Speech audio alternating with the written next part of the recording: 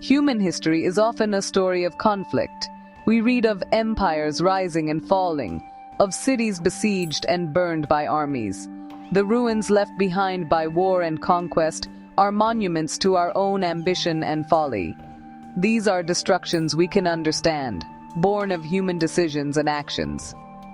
Yet, there exists another more profound force of erasure. It is a power that operates on a geological timescale, indifferent to human achievement. This is the power of nature itself. It does not negotiate or seek territory. It simply is. And sometimes, its quiet, immense processes can wipe a thriving metropolis from the face of the earth, leaving behind only silence and water.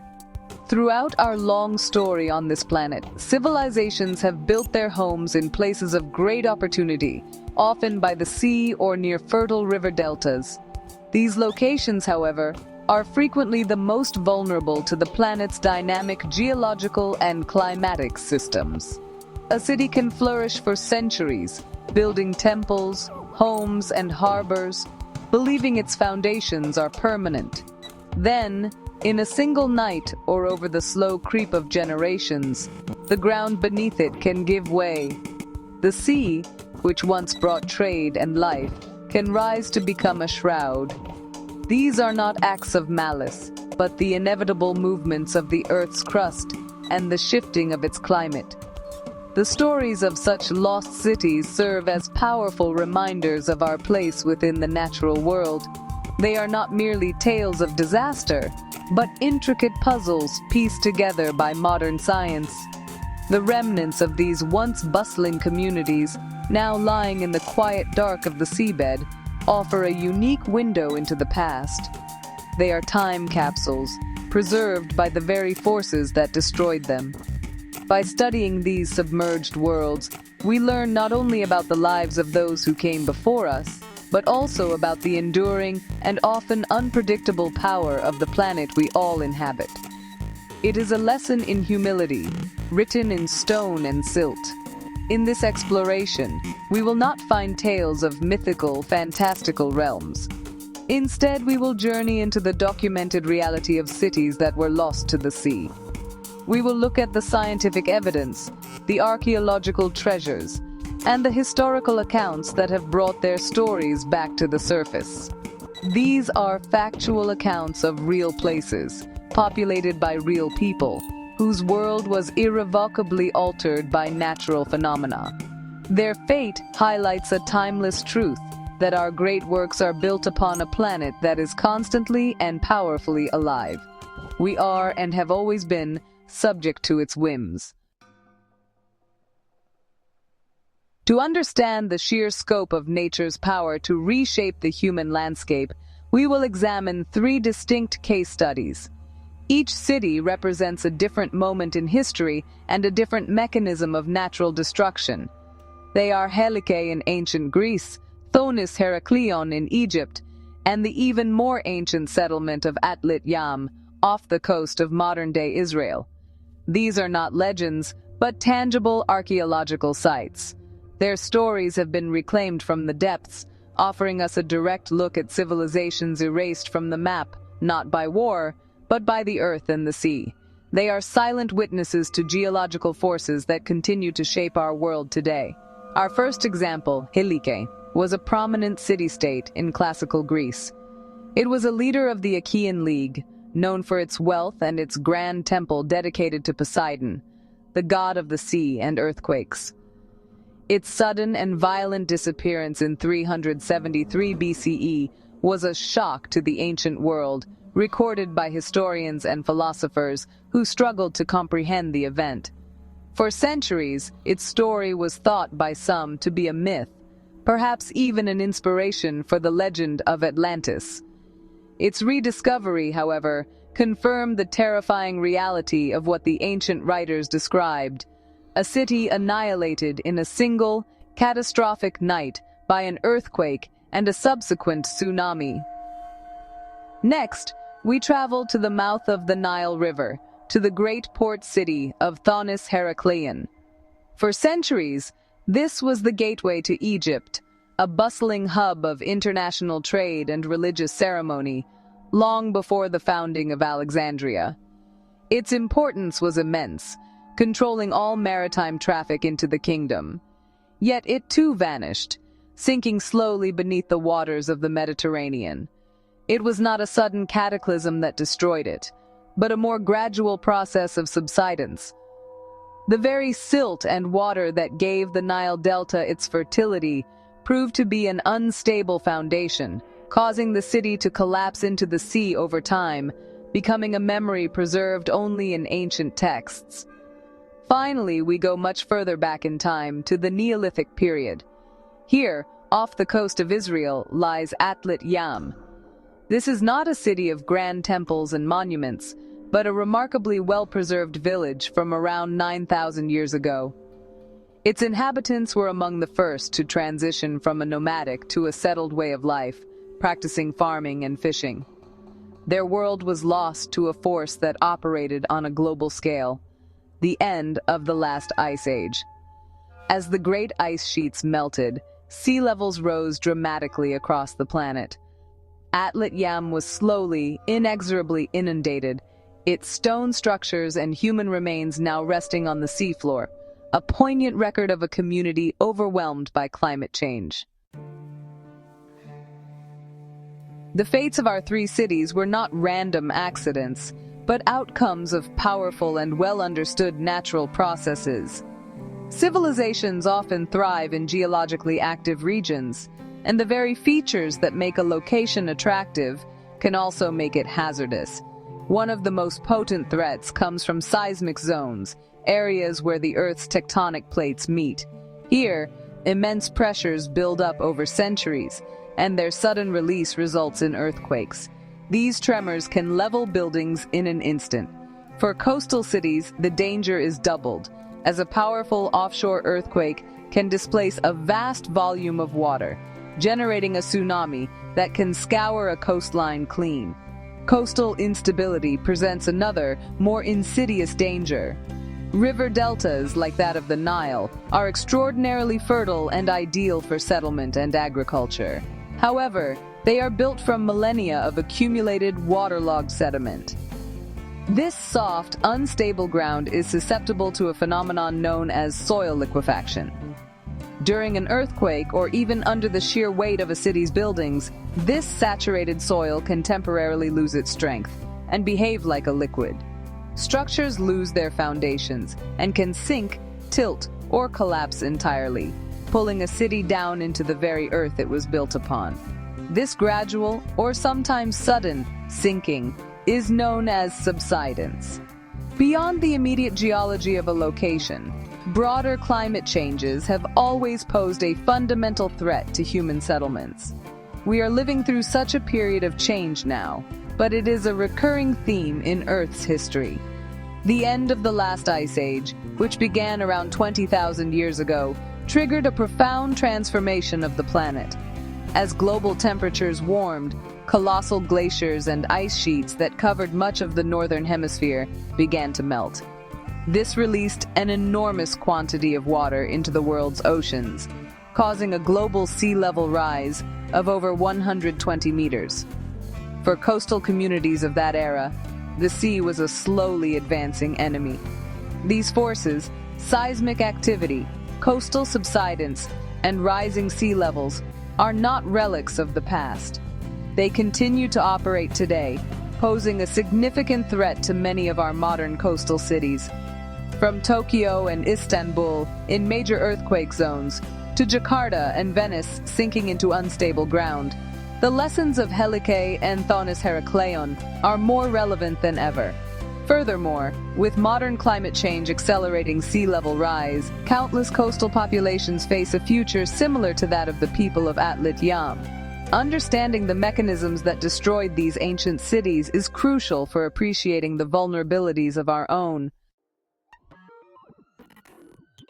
In the winter of 373 BCE, Helike was a vibrant and powerful city on the southern shore of the Gulf of Corinth in Greece. As the leading city of the First Achaean League, it held significant political and cultural sway. Its sanctuary dedicated to Poseidon Helikonios, the earth shaker and god of the sea, was famous throughout the Greek world. The city's inhabitants would have felt secure in their prosperity, their lives governed by the rhythms of trade, agriculture, and religious festivals. They could not have known that the very god they worshipped was about to become the agent of their city's utter destruction, a terrifying display of the power lurking beneath their feet. Ancient writers, including Pausanias and Strabo, provide vivid accounts of the disaster. They describe how, on a bitterly cold night, a catastrophic earthquake struck the region. The ground shook with such violence that the city was razed to the ground in minutes. But the horror did not end there. The earthquake triggered a massive tsunami, a colossal wave that surged from the Gulf of Corinth and crashed over the ruins. When the waters finally receded, the city of Helike was gone. It had been completely submerged, taking its entire population with it. For days afterwards, rescue crews in boats could reportedly see the submerged statues of the Temple of Poseidon through the murky water. For over 2 millennia, the precise location of Helike was lost. Its story lingered, sometimes dismissed as a cautionary tale, or even a possible source for Plato's Atlantis myth. Many searches were conducted in the deep waters of the Gulf of Corinth, but they yielded nothing. The breakthrough came only in the late 1980s, when archaeologists began to consider a different possibility. They theorized that Helike had not been in the deep Gulf, but in an inland coastal plain that had since been filled in with river sediment. This shift in focus, away from the deep sea and towards the land, would prove to be the key to rediscovering the lost city. In 2001, after years of systematic searching, the Helike project team finally located the ruins. They were not in the sea, but buried under several meters of silt and gravel in what is now a coastal lagoon. Excavations have since revealed the destruction layer from 373 BCE, containing pottery, building debris, and other remnants of the classical city. The archaeological evidence perfectly matched the accounts of the ancient writers, confirming the 1-2 punch of a powerful earthquake followed by a devastating tsunami. Helike was no longer a myth. It was a confirmed archaeological site, a stark testament to the swift and total devastation that can be wrought by seismic forces. Before Alexandria rose to prominence, the grand maritime gateway to Egypt was a city known to the Greeks as Thonis and to the Egyptians as Heracleion. Situated in the Canopic branch of the Nile Delta, it was a city of immense wealth and strategic importance for over 1,000 years. It was here that all Greek ships were obligated to unload their goods, and the city's grand temple of Amun-Gareb was the site where new pharaohs came to receive their divine authority. Thonis-Heracleion was a cosmopolitan metropolis, a vital link between the Mediterranean world and the riches of the Egyptian kingdom, bustling with sailors, merchants, and priests from across the known world. Unlike Helike, Thonis-Heracleion did not vanish in a single violent event. Its demise was a slow, creeping catastrophe. The city was built upon the unstable, water-saturated silt of the Nile Delta. Over centuries, a combination of factors led to its downfall. The immense weight of its large temples and buildings gradually compressed the soft clay beneath them. This process of subsidence was likely accelerated by earthquakes, common in the region, which would have caused the soil to liquefy. Slowly but surely, the ground gave way, and the city began to sink into the murky waters of the Mediterranean Sea until it was completely submerged and, eventually, forgotten. For centuries, Thonis-Heracleion was known only from a handful of references in ancient texts, including the writings of the historian Herodotus. Its existence was confirmed, but its location remained a mystery. Like Helike, it was a ghost city, its name whispered, but its physical reality lost to time. The search for this crucial hub of ancient commerce and religion was one of the great challenges of marine archaeology. It was believed to lie somewhere in Abukir Bay, but the vastness of the area and the murky delta waters made finding it an almost impossible task without the aid of advanced technology, which would take centuries to develop. The rediscovery finally came in the year 2000, thanks to the pioneering work of French underwater archaeologist Frank Gaudiot and his team. Using sophisticated sonar and magnetic survey equipment, they systematically scanned the seabed of Abukir Bay. They detected anomalies that suggested the presence of large, man-made structures. Subsequent dives revealed a breathtaking sight, the lost city of Thonis-Heracleion, lying under several meters of water and silt. Divers found colossal statues of pharaohs and gods, dozens of ancient shipwrecks, gold coins, and the inscribed stone slab, or stele, that definitively identified the site. The slow sinking had preserved the city, turning it into an extraordinary underwater museum. Our journey now takes us much deeper into the past, to a time before written history, before the great empires of Greece and Egypt. Lying approximately 10 meters beneath the surface of the Mediterranean, off the coast of Atlit, Israel, is the submerged Neolithic settlement of Atlit-Yam. This is not a city of kings and temples, but a prehistoric village dating back to approximately 7000 BCE. Its discovery provides an incredibly rare glimpse into the lives of one of the world's earliest settled communities. These people were pioneers, living through the profound transition from a nomadic, hunter-gatherer existence to a more stable life based on agriculture and animal husbandry. The inhabitants of Atlit-Yam built sturdy stone houses with paved floors and courtyards. Archaeological evidence shows they cultivated wheat and herded goats, but also relied heavily on the sea, fishing for a wide variety of species.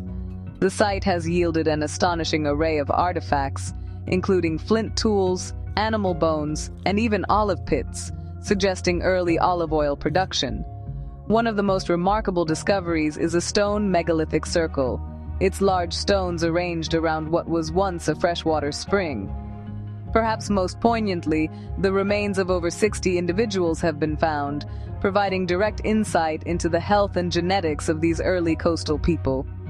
The destruction of Atlit-Yam was caused by a global phenomenon far beyond the control or comprehension of its inhabitants. The village existed during the final stages of the post-Ice Age marine transgression.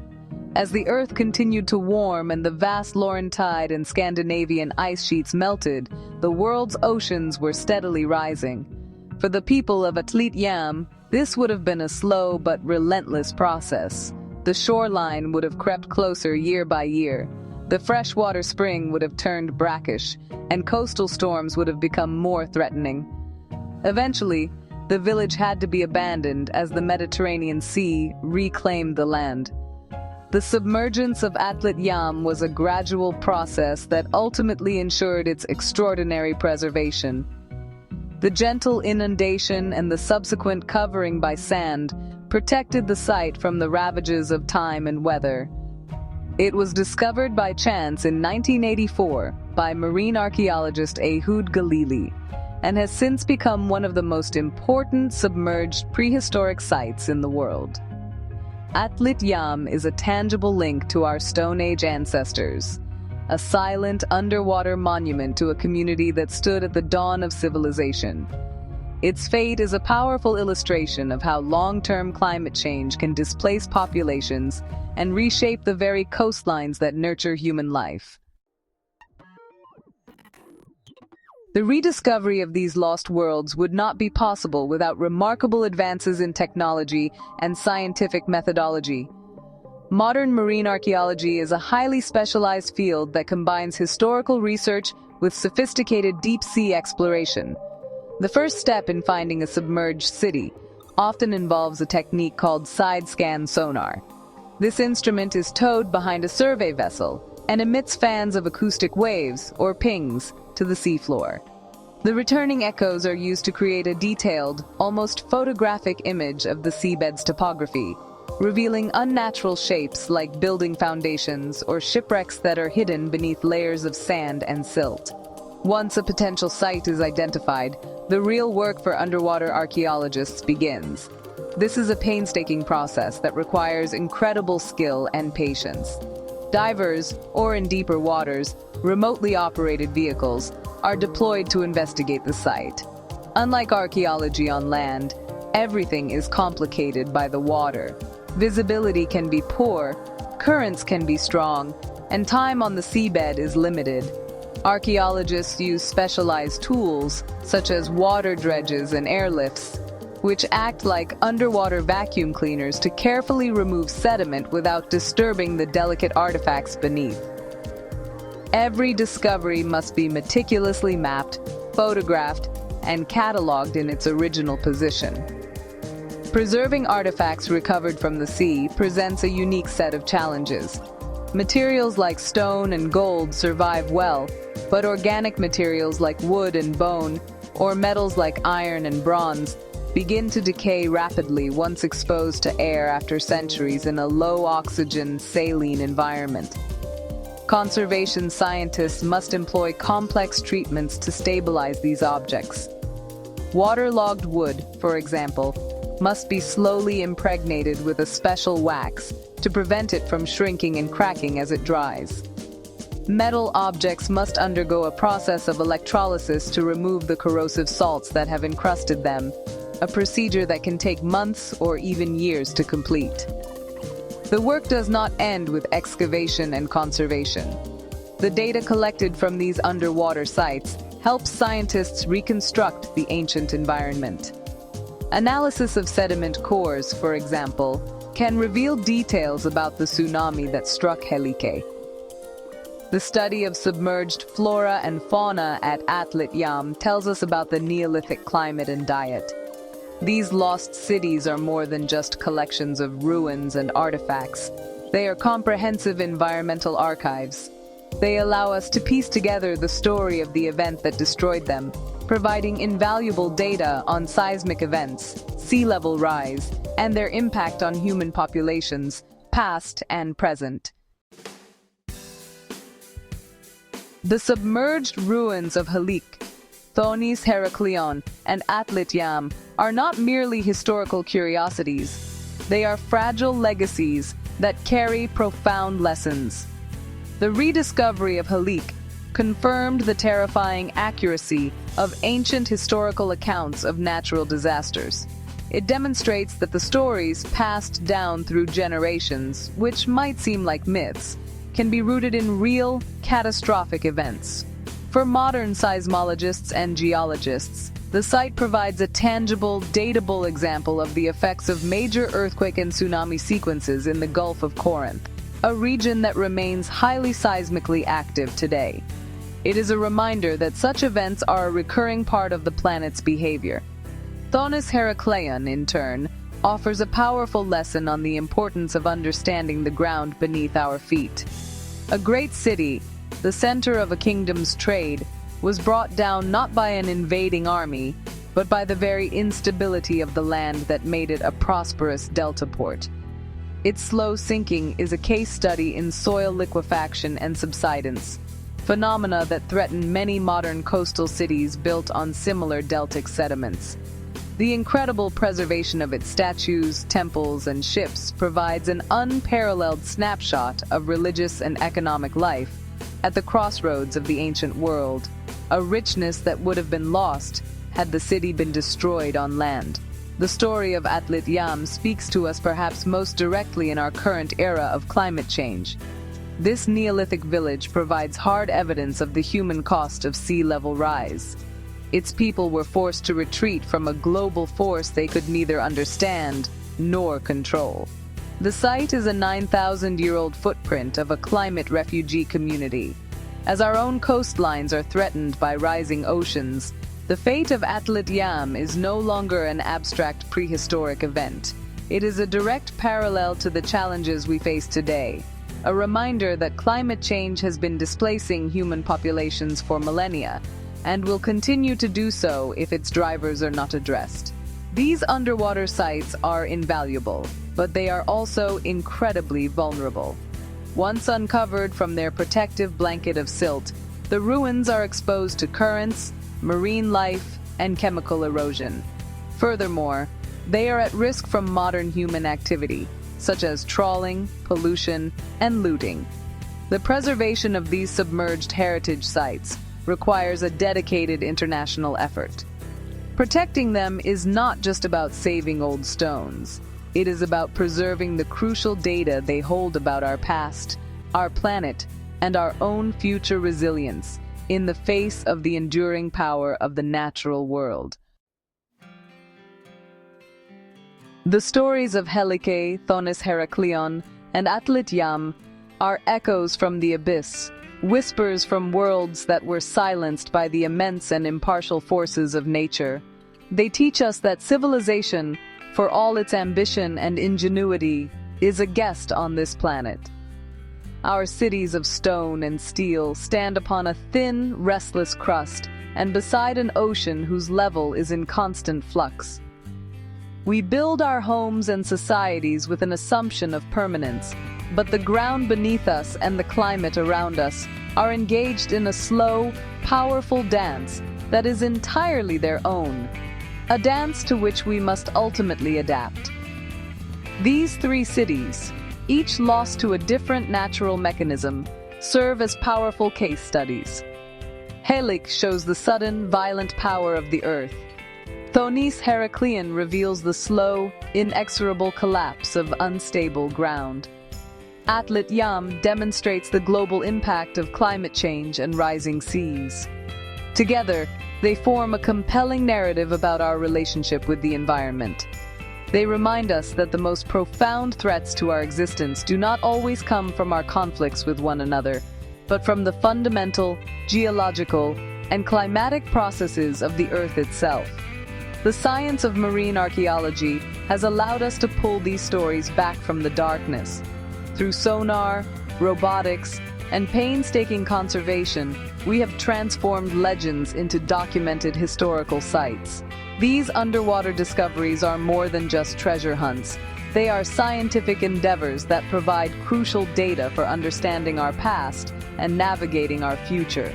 The evidence gathered from these submerged ruins helps us model the effects of tsunamis, subsidence, and sea level rise, offering lessons that are directly applicable to the challenges facing millions of people in coastal communities today. In the end, the drowned cities leave us with a sense of humility and wonder. They are a testament to human resilience and creativity, but also to our ultimate fragility. They show that while cultures and empires may fall, and even the memory of a great city can be lost for millennia, the story is never truly over. It lies waiting in the silent depths, preserved in stone and sand, ready to be rediscovered. It is a story that tells us we are not masters of the natural world, but a part of it, forever bound to its powerful and timeless rhythms. Subscribe to Eternal Echoes.